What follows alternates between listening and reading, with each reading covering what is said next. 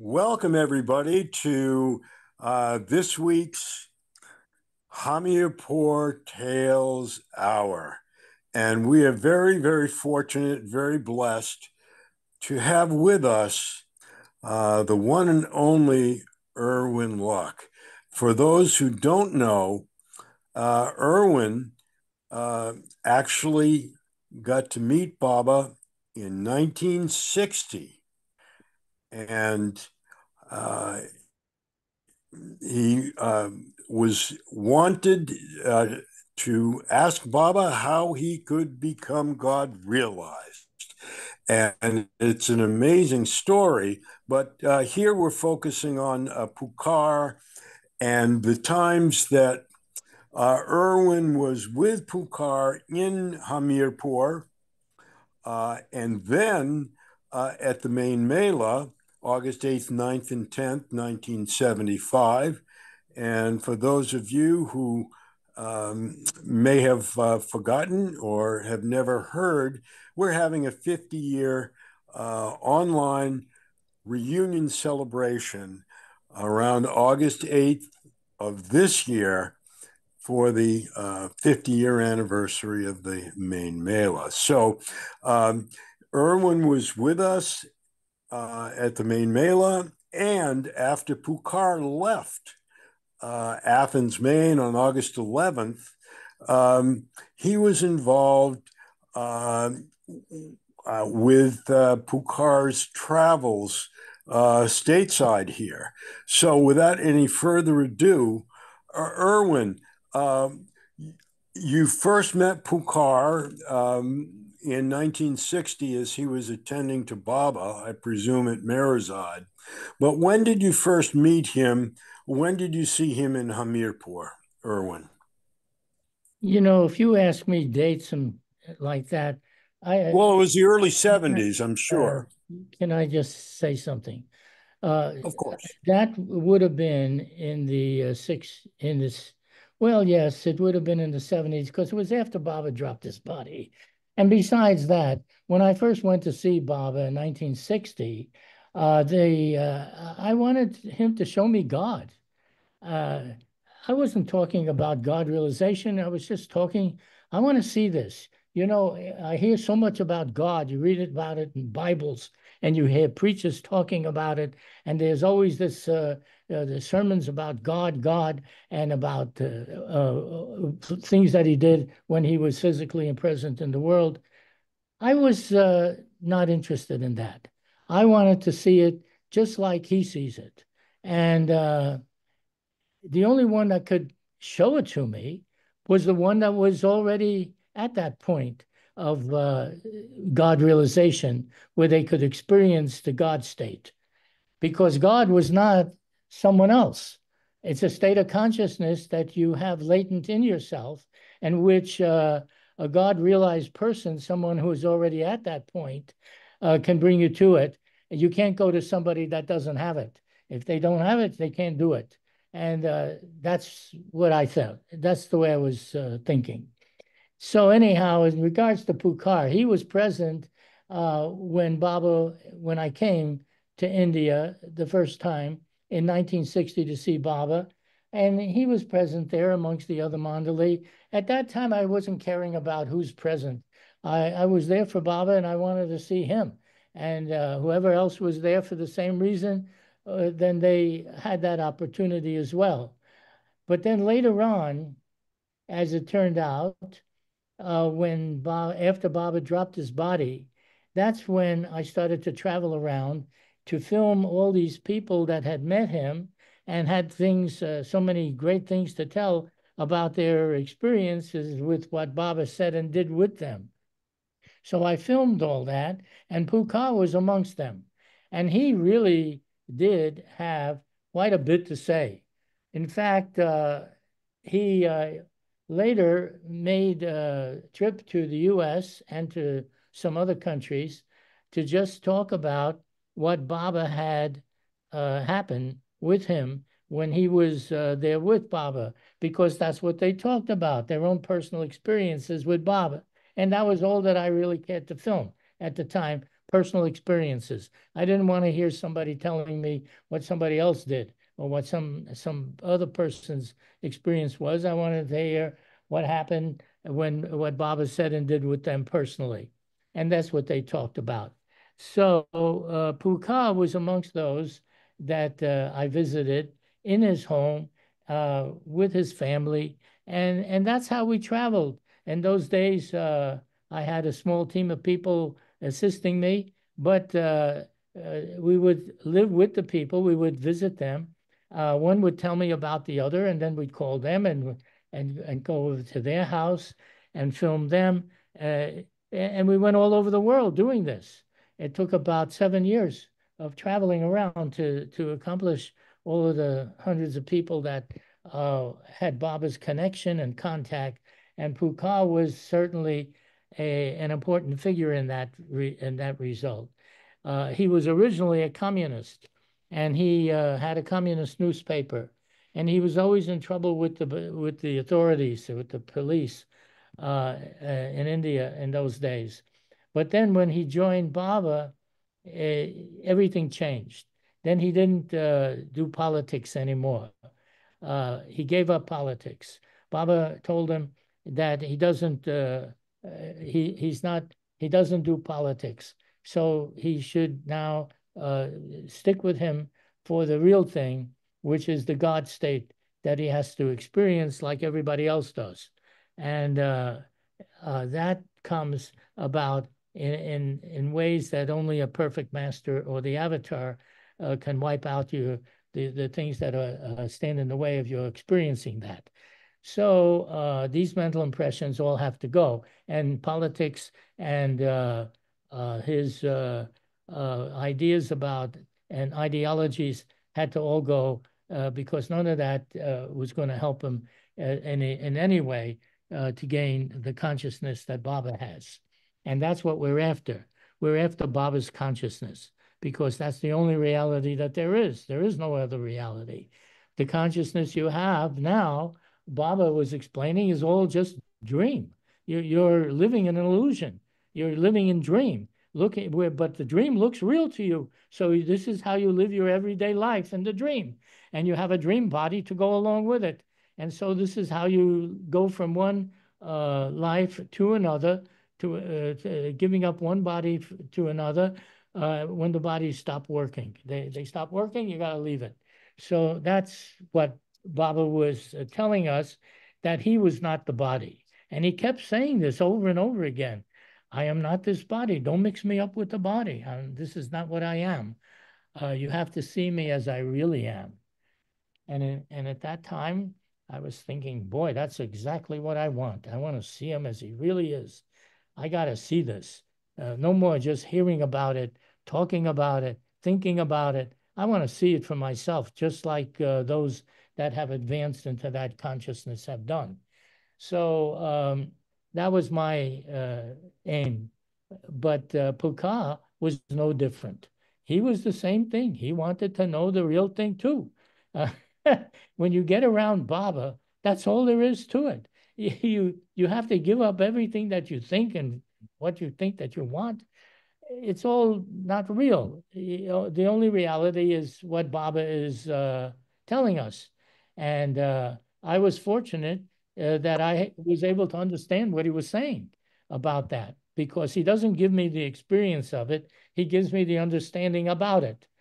But that comes first, I suppose. Anyhow, when I was traveling with Pukar, when he came to America, he was going to talk in so many different places. And so we filmed him talking in private and talking to groups, talking to all kinds of places, that schools even, where he spoke. And one time, a very funny incident occurred where we had to stop at a motel in order to take rest after the evening. So everybody had to get some rest.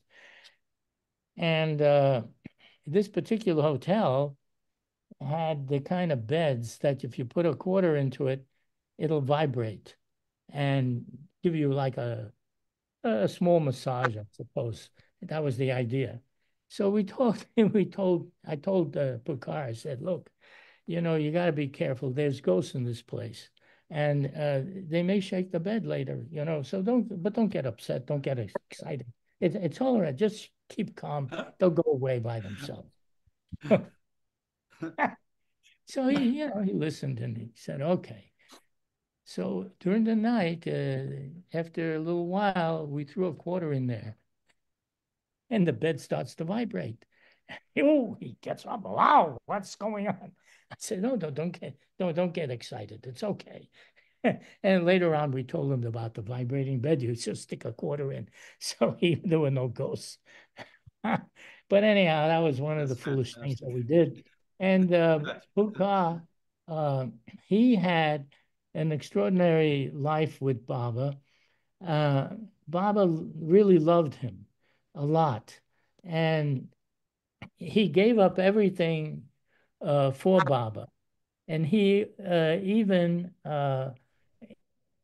of what his life was there, he was so much involved with Baba that even when he had to come to America, the police, had records of him being in the Communist Party, and they were not happy about that. So, but then they also knew that he had joined Mayor Baba, and for that he was needing to get a passport. They weren't giving him a passport so quick. They were just wanting to look and see what he was doing and whether there was any trouble or danger with this person traveling about. So when they understood that he was with now Mayor Baba, they finally gave it to him, and that's how he was able to travel to America and to all the other countries wherever he went. You know, he was a very good talker, and he had a lot of really great tales to tell of what happens when you're with a master. One time, Harry Kenmore was there, and Harry Kenmore was quite a dynamic man himself, and he and Pukar were talking, uh, and Pukar, he told Pukar, you can sit on my back if you like, to like a bench. So Pukar, he rested on sitting on him. But then later Baba came and said, you don't do that. If you sit, if I tell you to sit and you sit on me, that is a whole nother matter. But you don't do it just because someone says that. You don't do that. And so he had his little lessons that he was learning as he was with Baba. But he was very loving and very much for Baba. He had a wife that made him pancakes, or chapatis, I should say. Not, they're like pancakes, you know what they are. They're chapatis. And she would cook one after the other, and he had a daughter, and they would both be cooking away, and he would eat them as fast as they could make them. And off the table, they would come and one after the other, one after the other. I was there, I saw this whole thing, and he's eating them like crazy, and they can't make it fast enough. But anyhow, it was all part of the fun of the game of being with him at the time and traveling about and hearing the many great stories that he told there. So, did you go to either Mehawa Maristana with Pukar or Naranga by any chance? That I did earlier in India because those places sound like they're in India. I didn't really keep much of a record in my mind as to the names of places and even the names of people. I wasn't very good at that. So but I did travel. Oh yes, to these various places, and they had built this big center in Hamirpur for Baba, and he was showing me around that. What Meherpuri. Meherpuri, it's called. Yeah, yeah. They did that. He wanted that, and managed to make really quite an incredible place, which is there till this day, no doubt.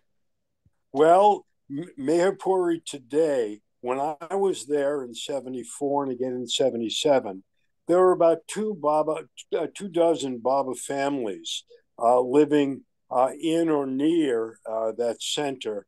And they had started a school. And so the children of the 24 were attending that school. Today, Irwin, that school has over 700 students. It's amazing. And it goes all the way up from the beginning grades through high school. And I've been in that classroom with some of them singing Baba's name. So that I did in 2019. And so Meher Puri is, and Pukar's had two sons, Mayor Nath and Mayor Prakash, and I'm sure you met them both. And Mayor Prakash Nigam Pukar every day leads the arti in the morning and in the evening at Meherpuri. In the States, when Pukar left Maine on August 11th, did you stop in Boston before New York, or did you go straight to Boston? Did you go straight to New York? Do you remember? I know it was 50 years ago. Is that all? I Only. don't remember all these places and times and dates. I Okay, know that we did a lot where of did you? traveling. Well, just Okay. to answer you, we did a lot of traveling at that time, and we probably were in Boston and many other towns and cities in the U.S. Because he was talking everywhere, and boy, could he talk! He was very good, and he explained a lot of things about Baba to the people. In my case, I just felt that I was not too much interested in formalities and things and the traditions and people going to schools and all, even though that all did happen for the good. But at the same time, I was interested in consciousness. I wanted to see what Baba sees. I wanted to know him as he knows himself. And when Baba asked me when I first came to him, "What do you want?" He asked, "What do you want?" Most people he would ask right away. He would say, "What do you want?" And I told him, "I want to be like you," which meant that I had to have that kind of consciousness that he experiences. Baba liked that a lot. And he just said to me, "Stay close." And then he took me with him wherever he went after that. So that was my experience uh, and my interest in Well, you what I'm mentioned that, doing. Irwin, you mentioned that you were together.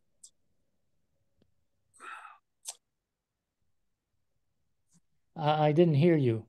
You mentioned that you were together when Pukar and Harry Kenmore met. Was that in New York, or was that at the Society's retreat in Lancaster, Pennsylvania? Do you recollect that? If you don't, that's okay. But I'm from my perspective, I'm trying to get a sense of where Pukar. I know that he left Athens, Maine on August 11th, and I'm kind of trying to track his progression to through down to Myrtle Beach to the center, then down to Florida. Then he spent a week with Arsenio Rodriguez in Puerto Rico, and somehow he went from Florida and made it to California. And I know that he stopped with Jack in Phoenix, Arizona. That's a wonderful story. It involves the Comley coat.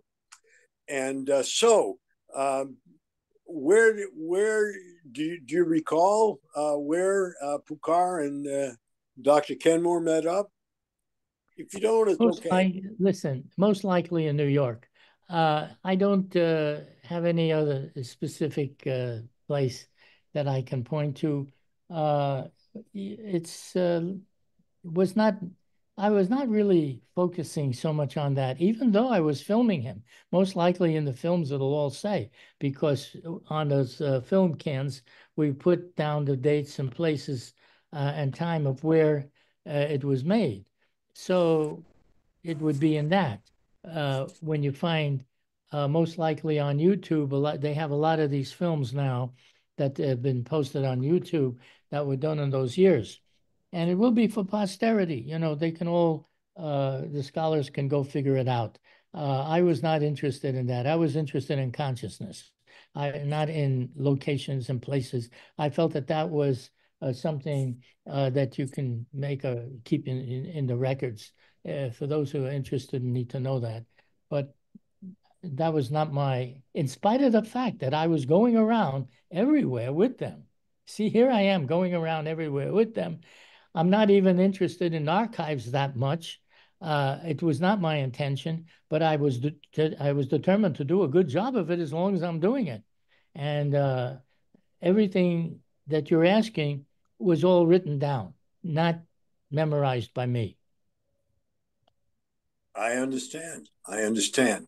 Does anyone else have any questions for Irwin? I can't see the usual where someone raises their hand, so you can just raise your hand now. Are you raising your hand, Ron, or just fixing your glasses? I have this idea in mind. It's not really on the subject, but Irwin keeps bringing up the subject.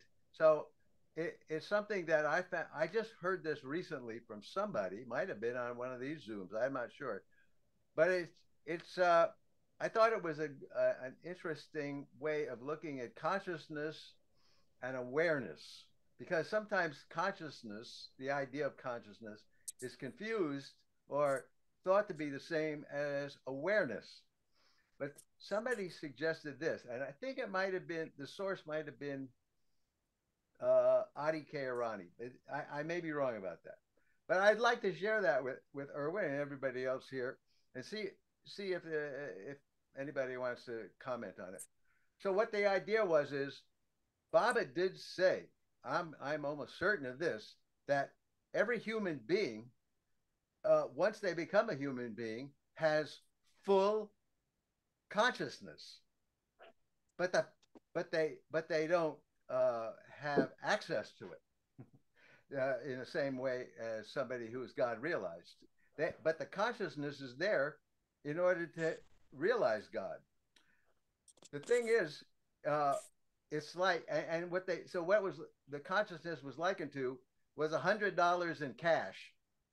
So if you think of full consciousness, everybody gets $100 in cash. Now, so how are you gonna access it? Where is it? How are you gonna spend it? What are you gonna spend it on? Where is it? Is it in your pocket? Is it in your wallet? Is it in a cabinet, a drawer? Where is this consciousness that you're not really aware of? So the awareness is when you can find it and spend it, I guess. Can I answer you? Can I say something? Yeah. That's pretty much what the idea is, that the awareness is how you access the cash. Well, you have different examples. I also have an example. First of all, to have consciousness, you wouldn't even be talking now without it. You have to have consciousness to experience everything that's around you. Now, what Baba explained was that you're looking at a dream. You're looking at imagination, which is what the mind is, the creator of imagination. It doesn't create anything real. It's only the dreamer that is real, not the dream itself. But you get lost in this here imagination, and you think that that's your daily life and that's everything that's happening. So you're conscious, that is, you're aware of what you're viewing. And this awareness of what you're viewing, you have to have a consciousness to do so. So you have it, and you gain the consciousness through this evolution, which you gain which you have to go through, which takes ages of time, from the most primal forms of stone and metal, plant, and you go through all the evolutionary kingdoms until finally you gain a full consciousness because of all this, and you are able for the first time to enter a human form. The criteria or the qualification for entering a human form is you have to have a full consciousness, because once you have that, then you can actually attain the self-realized state of seeing your full self as you really are. You see, you can't do it unless your consciousness is full. So there's a graduation. And all of this here is an old system that's been in place now since before the earth was around, and which Baba is the ancient one, meaning he's the oldest soul. And he's been around all throughout the ages. And it's the same thing for everybody that has to gain consciousness to gain realization. You can't have self-realization without having a consciousness to have it with. Now, when you are experiencing that, it's very different from what we experience now. And Baba made a big point about the difference between his consciousness and what ours is, and what we experience. His consciousness, you can, even if you stretch your imagination, you'll find it hard to pin down this one. But his consciousness is that he sees himself everywhere and everything. And we're not just talking about what's on the Earth, which is a big planet compared to the size that we are, but throughout the cosmos, with all the galaxies and all the universes that exist. And he sees himself as one with all of that. And it's not two, it is one. And he's telling us that there's only one self in existence. And that one self is the same self that's behind all the bodies and minds of all beings and creatures, regardless of their state of consciousness or level of consciousness, or whether they're advanced consciousness or in the higher planes. He said all of that to him is nothing. It's all imagination. That's why it's nothing. And when he has to take you from where you are to where you should be, then he has to wipe out the entire mind with all of its imaginings, and because that's what's standing in the way of your experiencing your full self for what you are as being infinite everywhere in everything, like what he experiences. See, it's a whole nother story here. So this is the first time in this Advent that I know about that Baba has ever revealed these things. I don't remember ever having read about it anywhere else, or where any other saint or yogi or anybody on any spiritual path, supposedly spiritual path, has ever said these things, that there's only one self in existence, and that there's not two, and that the multiplicity of everybody and so many people that you see is all within the imaginary mind. It's the creation of mind. And that was necessary to evolve consciousness, but not once it's evolved do you need it anymore. So you got to get rid of it, and he gets rid of it. And that's his job. His job is for you to stick to him so that he can wipe out all that stands between you and your real self as being unlimited and everywhere present. Now, in this everywhereness is infinite love, infinite power, infinite bliss, infinite infinite understanding, unlimited. There's no limit. There's no containment here. And that is your real self, you see, when you experience your reality. So he's telling us all this here, which I never heard from anybody else. Maybe you did. I didn't hear. Nobody's ever said that before. And not only does he say it, but he says he's in that experience and he can pass it on to anybody else, because he can remove whatever stands between you and the experience of your unlimited nature. Well, that is what I learned.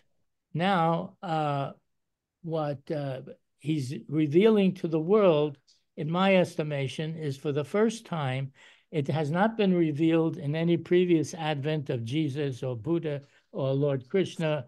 I never read anything that ever said that they said those things. But in this age, because the mental state of people are such that they can comprehend this. He's giving this new knowledge to everybody so that you can know that there's a purpose to your life. It isn't just what you do every single day in your house, but it's that there is a main purpose. He's also telling us that he's not the body. And his saying he's not the body, he's saying you're not the body. How about that? You are contained within the limits of a physical form. That is, you inhabit it. You're inhabiting a body. When the body stops working, you have to leave it. And then you go take another one if you haven't finished everything you had to do in this life. And so you pick up from where you left off the next time in a future life. And you continue to learn and learn and learn until there comes the time that you don't need a body anymore.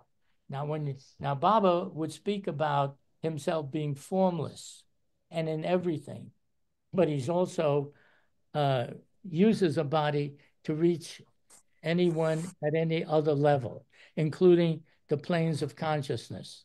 Now, the normal spiritual path is you have to go through all the higher planes of consciousness. This is the spiritual path. However, Baba doesn't do that. He takes you from where you are to where you should be. He doesn't bother with the planes because to him, it's all imaginary. It's all a dream. You're dreaming you're going from one plane to the next and the next and the next. And in each plane, it's so much more beautiful. There's so much more abilities, so much more things that you can do. You love it. You know, you want to go. You don't even want to. You don't even want to leave the level that you're at to move on even because you're so contented with what it is. But he comes along and he moves everybody on. Now, the movement on is just for one purpose, to become like him. The spiritual path is the path to becoming conscious of what he is, of what he's conscious of. What he's conscious of is going to be what you're going to be conscious of. And then you, in that consciousness, also see that you and Baba are one and the same. Why? Because there's only one self behind everybody. Everybody will only achieve the experience of knowing that they are the same one that they thought was someone else, like Jesus or Buddha or Krishna, whatever people conditioned to follow according to the times. But he's telling us something else. He's saying, your path is to become what I am. That's it. It's not exclusive. There's nothing exclusive here.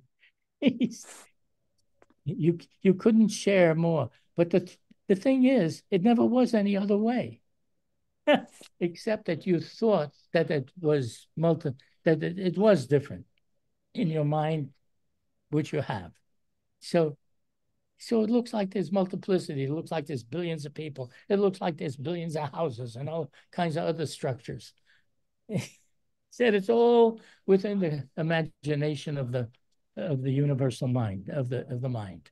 And you're caught up in that and you're absorbed by it. And it looks real to you because you have a full consciousness to see every detail of the dream. So it looks real and you can't live any other way. You have to deal with it until he removes the limits and allows you to see. So that's why he's always saying, the shortest path to God is to do what I say.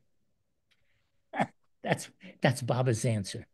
The shortest path. Now, if you want to try anything else, you can do it. Nobody's been twisting you around to make you do anything. You just do what you like. But he said, if you stick with me, that'll be the shortest path to your self-realization. And that's what I learned. And that's what Pukar was trying to tell everybody one way or another. Maybe not quite as I would say it, but it was all the same thing, you see. And that's the way. When they asked Mani, what did you think Baba gave you after all these years being with him? And she said, it's not what he gave me, it's what he took away that limits me. That's the way she would answer it. All right. You got another question?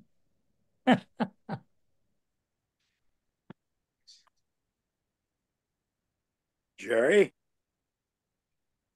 Well, I'm seeing Richard with his hands up. Sure. Great. Hi. Hi, Irwin. Thank you for that awesome overview and explanation. And trying to bring us all back into the illusion, which we all have finite consciousness in, except for Baba. I have a question about your thoughts on the history books. I think will show that Baba did travel to Hamirpur and publicly declared himself the avatar in Hamirpur, and also symbolically said that Hamirpur, symbolically, he used the term his heart. Irwin, I'm wondering, within the context of the illusion where we all don't have infinite consciousness, what do you think of those, of what Baba was trying to say? Well, Baba has no trouble trying to say anything, in my opinion. He Sure. says what he says. He said that Hamirpur was his heart and Andhra's state was his mind. So you can understand that people in Andhra state, let's say, are much more mentally inclined, and they like to get answers to questions because that's what the mind and the thoughts make you do. On the other hand, in Hamirpur, they were very devotional. They had a lot of love. So they were understanding Baba when in that way, because Baba is all love. He really is, and no one really can ever understand God except through the heart, because the heart or the love is the one thing that makes you feel one with everybody and everything. The mind doesn't do that. The mind understands multiplicity, but this is the heart makes you understand the oneness. It is the attractive force. It is the force that will make you feel one with anyone and anything. Nothing else can do like that. So love is the king of feelings. It's always been, and that's how it works. So now,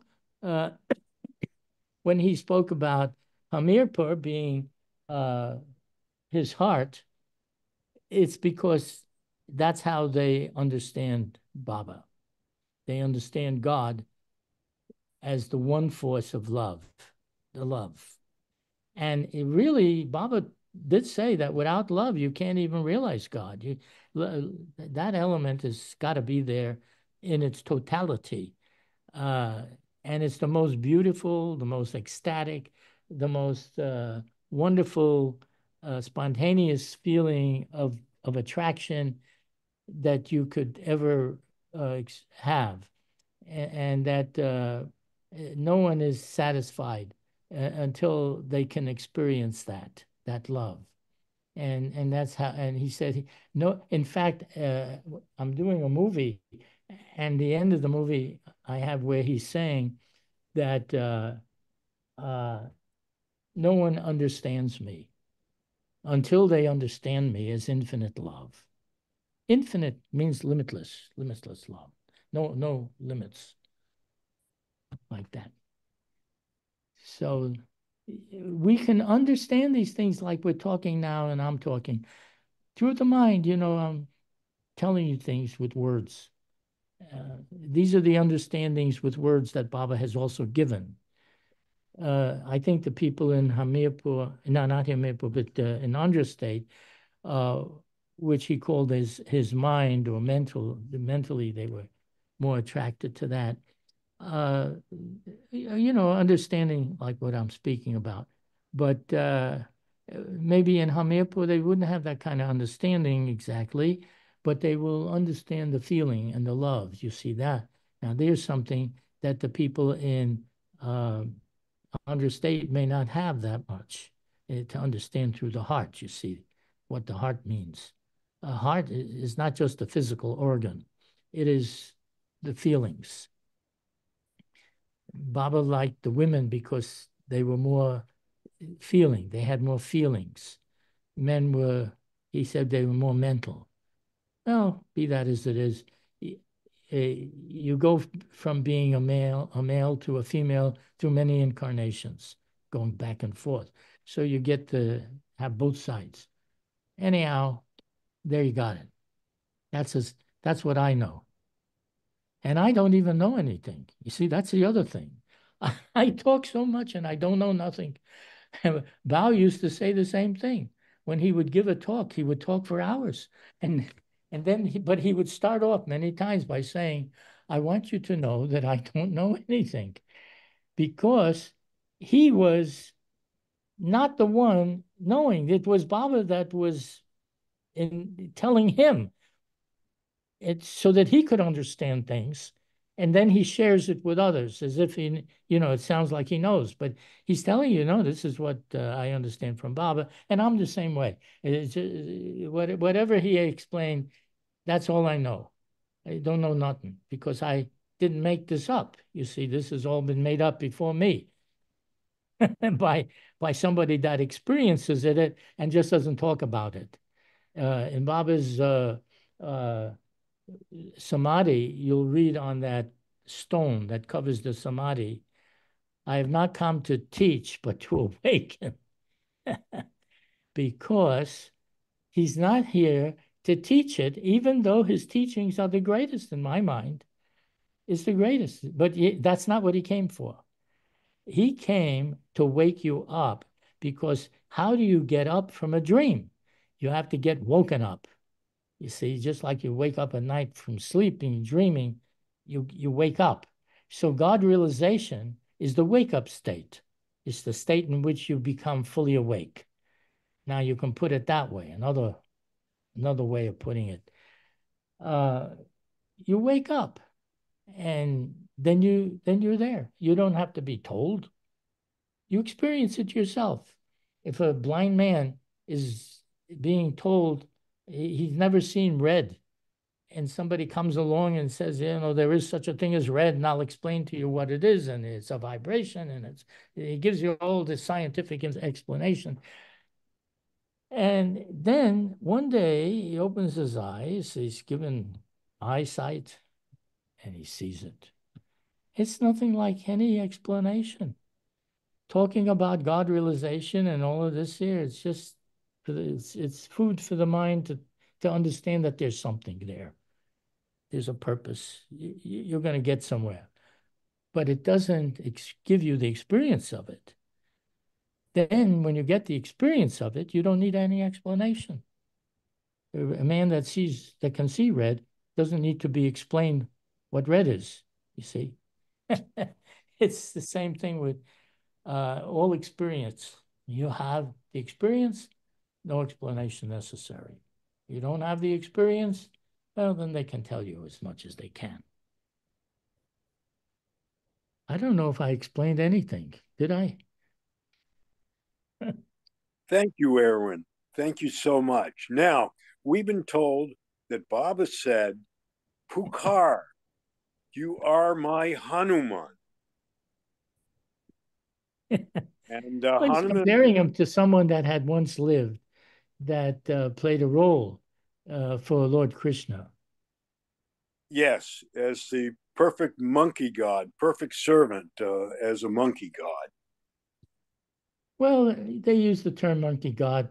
We're talking about things that happened so many thousands of years ago. And however things were passed down and interpreted and reinterpreted, and everything in the story made into whatever it's made into. But the point is still there.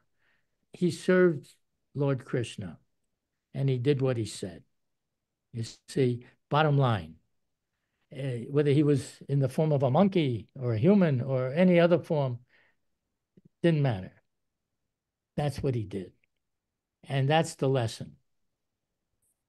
Thank you. Ron's got his hand up. Suddenly I can see it. So Ron, go ahead. All right.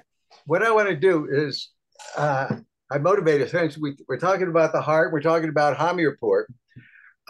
There's a quote that Baba sent out because the people in Naranga wanted to build a temple in Baba's honor, and I can't remember if they had a statue of Baba in there too, but I know they built this temple and they wanted Baba's approval in order to do it.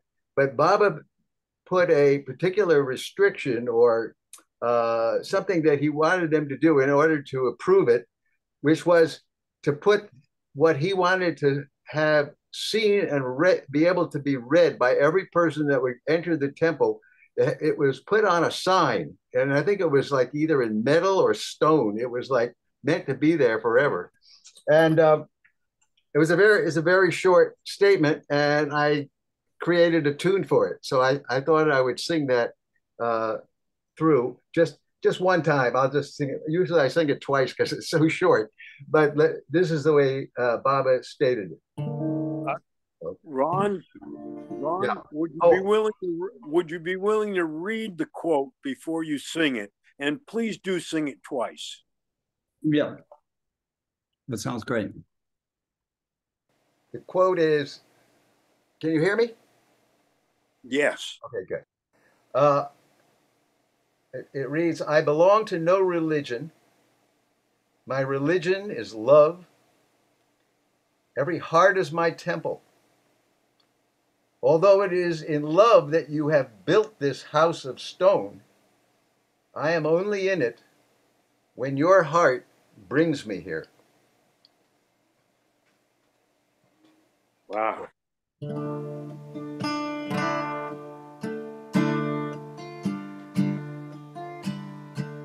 I belong to no religion. My religion is love. Every heart is my temple. My religion is love. Although it is in love that you have built this house of stone, I am only in it when your heart brings me here.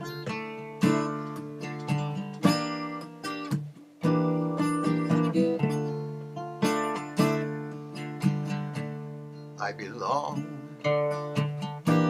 to no religion. My religion is love.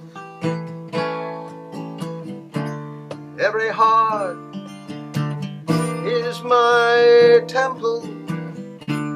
My religion is love.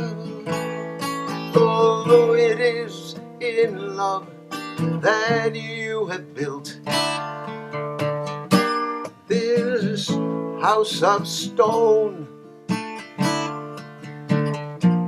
I am only in it when your heart brings me here. I am only in it when your heart brings me here.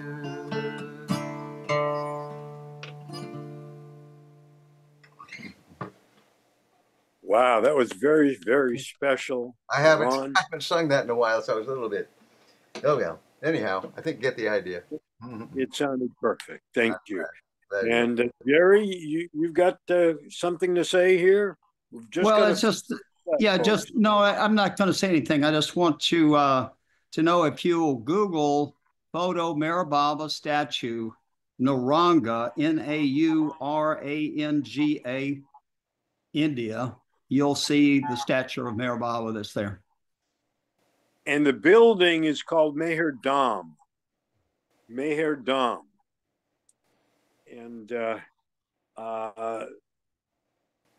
someday I'll share my experience of being. My first time I was at Meherdeep, which was in February of '74. And Pukar had brought me there, and I had asked him to see if he could go find Hiralal. And so I was waiting to hear back from Pukar as to whether or not Hiralal could join us. And Pukar said, why don't you go into the Meherdeep for a while? So there I was in Meherdeep. I was by myself. I read that quote, and yes, it is right there next to the statue. And as I'm looking at the statue, it disappears. That was a very, very unique experience for me. And it just reaffirmed what Baba had said in that quote. And thank you so much for turning it into a song. So we've got about 3-4 minutes before it'll be time to call it a wrap. The evening arti, people are coming on board, and the evening arti starts on the hour. So we're so grateful for Irwin to spend this time with us and share a little bit about Pukar and a lot about consciousness. We are so grateful to you, Irwin. Thank you so much.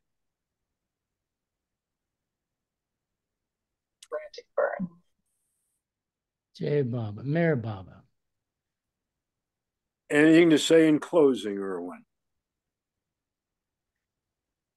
May God help us all, Irwin. Well, that's a good close also. I think that there is really no closing. We're going to continue on.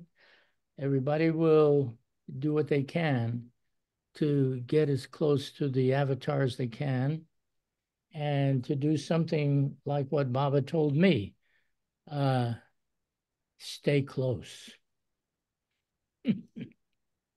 Thank you, Irwin. We do like to close in a certain way, and that's with 3 Avatar Meher Baba Ki Jays. And Betty, after we conclude those 3 Jays, you can